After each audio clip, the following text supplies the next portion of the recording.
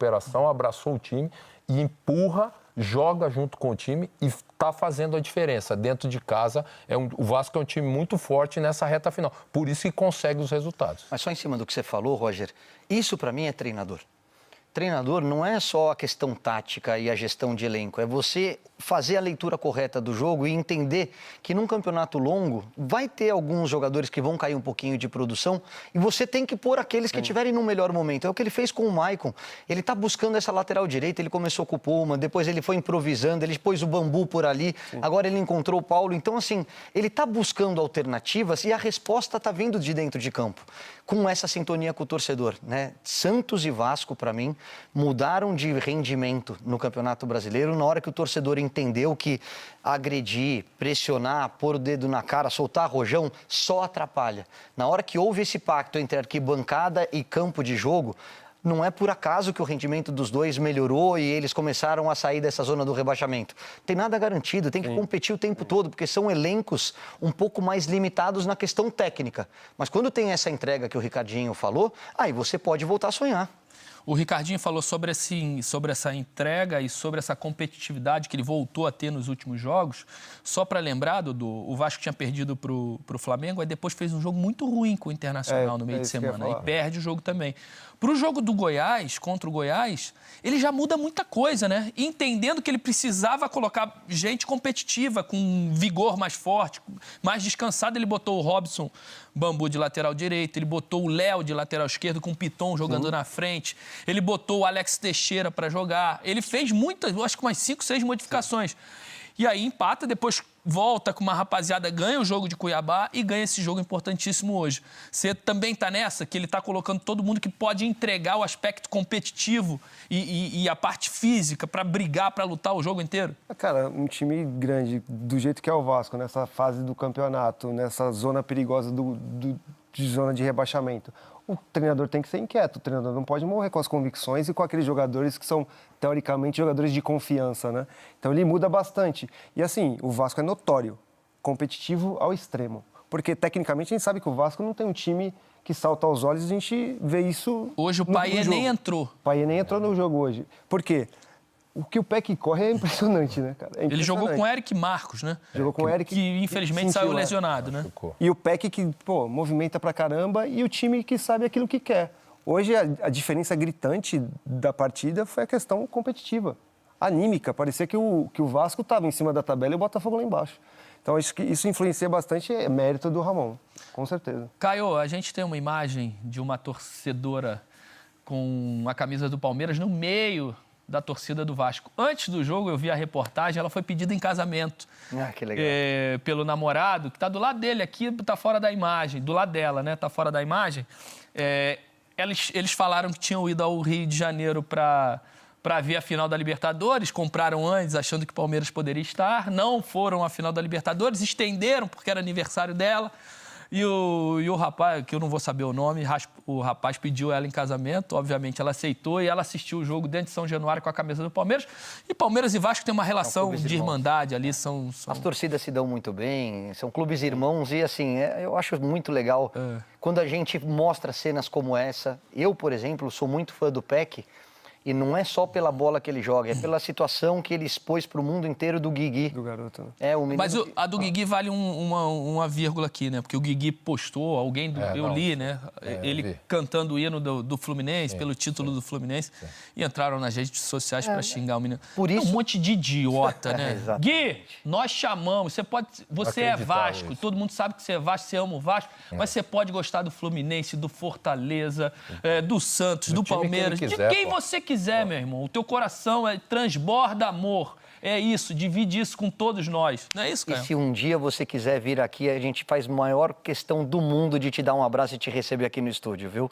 Mas é isso, por isso que a gente tem que enaltecer o lado bom do futebol. Um pedido de casamento no meio da torcida, a história do Gui. Esse tipo de movimentação é o que faz o futebol ser essa paixão, essa loucura que ele é. A gente tem que enaltecer cada vez mais as coisas boas. E claro que tem que noticiar quando houver alguma coisa errada. Mas não tem que dar o nome dos caras, a não ser que seja punido. Vai ser preso, que eu acho que a gente precisa mudar há algum tempo já a lei do esporte. Aí sim, a gente mostra a cara, a gente dá o nome, para que A mí me gustaría que por la gente amiga que tengo, por toda la gente conocida, ojalá que puedan ganar la liga, porque se lo merecen, porque vienen haciendo un esfuerzo enorme.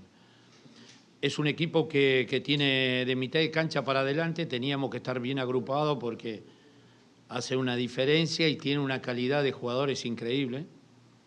Y el equipo estuvo muy agrupado, muy intenso, sabiendo que este equipo a Vasco lo iba a meter a la prueba, ya sea en la parte defensiva y también en ataque, porque tienen mucho trabajo, hace mucho tiempo que vienen jugando juntos y realmente nosotros estamos felices porque el grupo interpretó muy bien el partido, cómo jugarlo.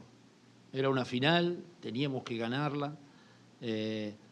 Creo que en el primer tiempo por ahí fallamos en que tuvimos 2 o 3 ocasiones que podíamos haber convertido otro gol más.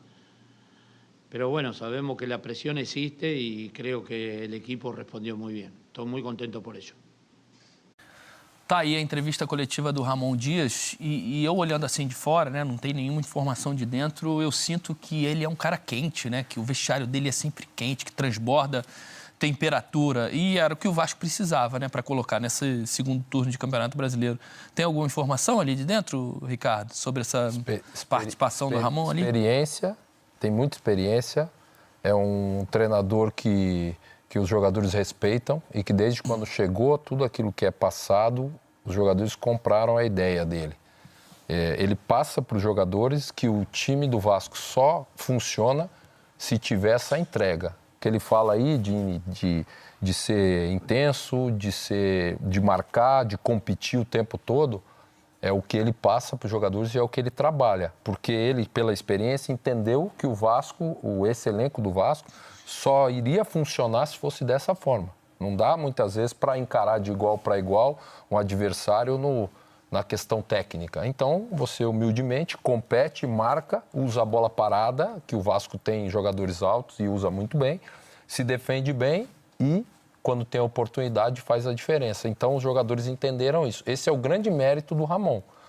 Dessa gestão do elenco, das mudanças que ele faz, que quando não dá certo, esse jogo que você falou do Goiás, que ele entrou com 4 zagueiros praticamente, sim. Chegou um momento no intervalo... E se quiser colocar certo. O Zé Gabriel, que é zagueiro também, bota 5, que joga de volante. Mas chegou no intervalo... E o Pitol ali na segunda linha, 6. Se bobear, vai achar uns 8. Não, mas ele, nesse intervalo do jogo do Goiás, ele viu que não estava dando certo... Você lembra bem disso? Ele já voltou com Praxedes e com Peck. Ele já mudou o time. Esse o jogador sabe, cara. Você leitura, né, cara? Leitura do cara. Ué, mas de repente, não sei se nem foi o que ele raciocinou de não ter dado certo ou não. É porque o jogo era 4 horas da tarde, um calor absurdo no Centro-Oeste. Então, de repente, ele começou com aquele time realmente para amarrar o jogo, né? Vou amarrar, vou segurar aqui 40 graus fora de casa com a torcida do Goiás que vai empurrar, vou tirar a temperatura do jogo e no segundo tempo eu solto um pouquinho mais para tentar ganhar o jogo. E só não ganhou o jogo porque tanto Praxedes quanto o Peck tiveram 2 contra-ataques claros para achar o passe certo, escolheram a jogada errada, né? Até para falar do jogo do Inter, a ideia que ele teve no jogo do Inter foi jogar com o Payet, com o Peck, com o Praxedes, próximos ao centroavante. Verratti. Cara, ele deu tanto espaço para o Inter que o Inter deitou e rolou na parte... Você estava fazendo o jogo, eu estava vendo seus comentários. Roger, então, acho que ele falou, cara, eu não tenho condição ainda de jogar dessa maneira. Então, o que eu preciso fazer? Eu preciso competir ao extremo, colocar jogadores que vão me entregar essa parte competitiva. E aí, como você falou, bola parada, uma situação de ataque ou outra, que nem hoje o lateral dominou a bola, foi para dentro com uma boa colaboração do Botafogo também, né?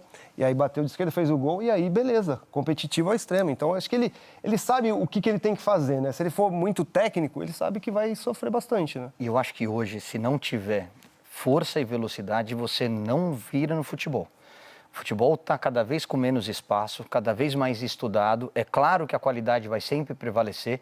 Você tem que ter o cara diferente, como é o Arias no Fluminense, que tem um drible, que quebra uma linha, que abre. O Fluminense é o time fora da curva, né? Porque joga o Marcelo, não foi um bom Felipe Melo, o Ganso. Tenta outro. Não foi um bom exemplo. Não, estamos falando do campeão da Libertadores. Vou voltar à fita. Mas, assim, só para o exemplo do Payet. Eu acho que é isso que o técnico tem que fazer. Ele dá a oportunidade. E aí o jogador tem que dar a resposta. Você vai falar que o Payet não é bom jogador, que o Rames Rodrigues no São Paulo não é bom jogador, que o próprio Renato Augusto no Corinthians não é um craque. São jogadores tecnicamente acima da média. E é muito legal ter esse nível de jogador aqui no Brasil. Mas por motivos diferentes, se você não competir, se você não ajudar sem a bola, se você não fechar espaço, se você não estiver muito bem fisicamente, você vai ficar para trás. E essa zona da competição e a zona perto da zona do rebaixamento, né? Você tem que competir muito, cara, mas muito mesmo. Então, às vezes, você tem que abrir mão desses jogadores que fisicamente também não estão entregando aquilo que podem. E o Corinthians, desculpa, Rick, o Corinthians tem feito isso também. Ele começa com uma formação, exatamente como você falou, Roger. Ele começa com uma formação para amarrar mais o adversário, para picotar mais o jogo. E à medida que o jogo se apresenta de uma maneira diferente, no segundo tempo ele bota os meninos de mais velocidade. Então, acho que talvez seja a estratégia também do técnico do Vasco. Sem dúvida nenhuma. Mas para mim, é uma estratégia. E acho que está dando certo. Só tem um porém.